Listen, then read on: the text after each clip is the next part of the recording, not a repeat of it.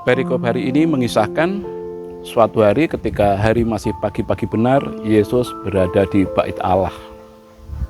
Dikisahkan semua penduduk hadir ke tempat itu untuk mendengarkan Yesus.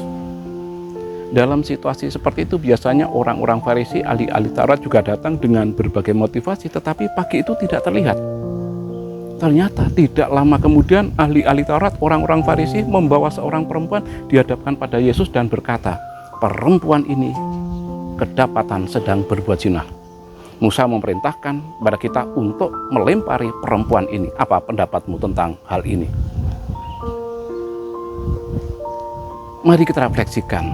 Mungkin selama ini di dalam perjalanan hidup kita, kita juga pernah atau bahkan sering menghakimi dan ingin menghukum sesama.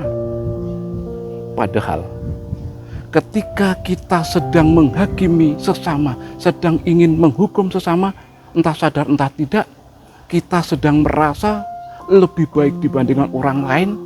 Kita sedang merasa lebih suci daripada orang yang sedang kita hakimi. Faktanya, benarkah demikian?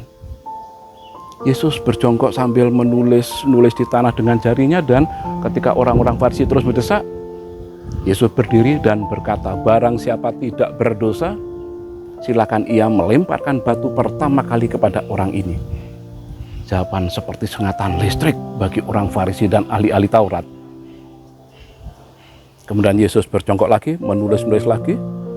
Kemudian ketika mendongakkan kepalanya, tidak satu pun dilihat orang Farisi ahli Taurat ada di sana. Kemudian Yesus berkata kepada perempuan itu, di manakah mereka? Tidak adakah dari mereka yang menghukum? Tidak ada, Tuhan. Aku pun tidak menghukummu. Pergilah dan jangan berbuat dosa lagi mulai sekarang. Artinya, Yesus bukan mendukung tindakan perempuan itu.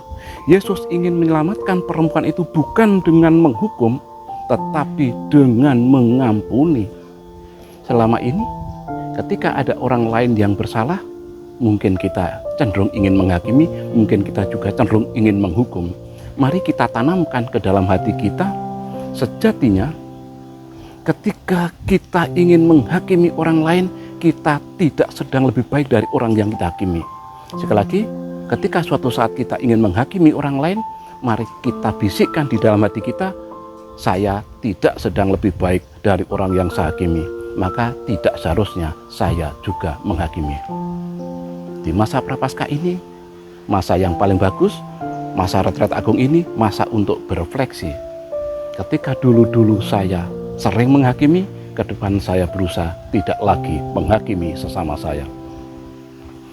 Hari Minggu pergi ke Surabaya, tujuannya hanya bermain-main. Sejatinya kita juga seorang pendosa saat kita menghakimi orang lain. Akhirnya dari Taman Doa, di bawah salib Yesus, Paroki Pringwulung Yogyakarta, kembali saya sampaikan, salam pijar kasih.